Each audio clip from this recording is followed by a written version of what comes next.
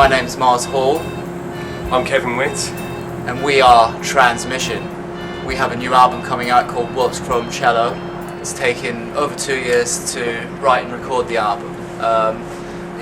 Whilst it's cliche to say, it's true that it was certainly a change of direction for the band, and musically as well. And a lot of bands say that, but we feel that definitely there's a definite change of direction musically, and even as importantly also in terms of the lyrical content as well.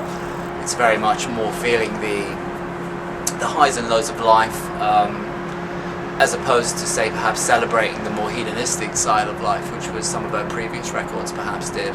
This one seems to perhaps be more commonplace, with the more sort of the melancholy meeting the exuberance.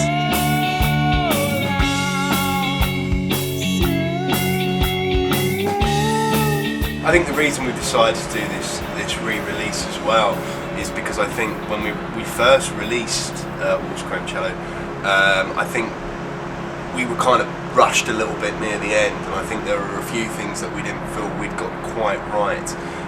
So we decided to go back, get that finally polished. It's going to be 3 sides of vinyl, so it's a double album, but it's not 4-sided. It's going to be 3-sided. I'm happy to have it out on vinyl because I think vinyl is becoming, it's, you know, statistically stronger than it was 10 years ago, which is, I think, great, and possibly might outlive CD anyway. You know, I think the download culture is there; it can't be ignored.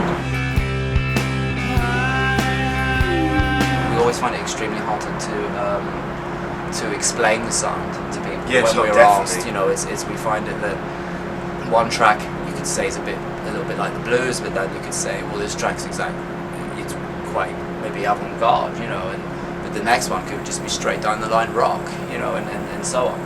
I mean, Ben's a Dream Blunt's an example. I think that incorporates the feelings of all of them mentioned, actually, to be honest with you, at times. You've got songs like Paris in the Sun, which is, I think, you know, it's like a kind of pop song, really. It's almost like a kind of commercial rock and roll or pop, you know, higher end, perhaps the rockier side of pop, you know, and it's proven to be the most popular song on the record.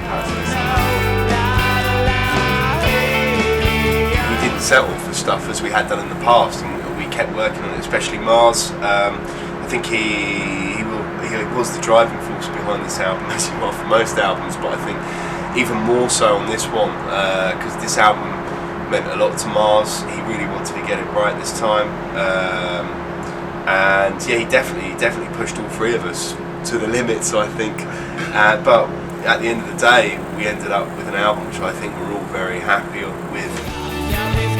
The idea was meant to be almost like a Victorian era type idea, which then turned into a kind of Victorian era meets Prada, perhaps, with the kind of the fake fur coat and the big Prada glasses.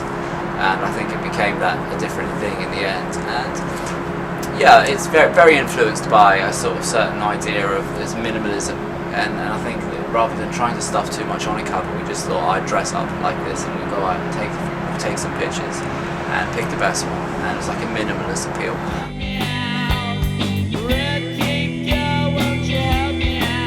We managed to generate some interest from the New York music press.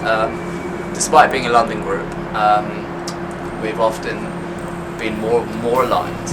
Particularly in terms of media and also in terms of perhaps a core fan base. It certainly seems to have been aligned in the east and west coasts of the United States as opposed to back home here in the UK. We do regret that we can't necessarily go out to America as much as we'd like to go out there and play there. Obviously we did a tour in New York, which was great experience for all of us, and it was great to sort of obviously meet people over the pond who you know, really into our music. It was fantastic.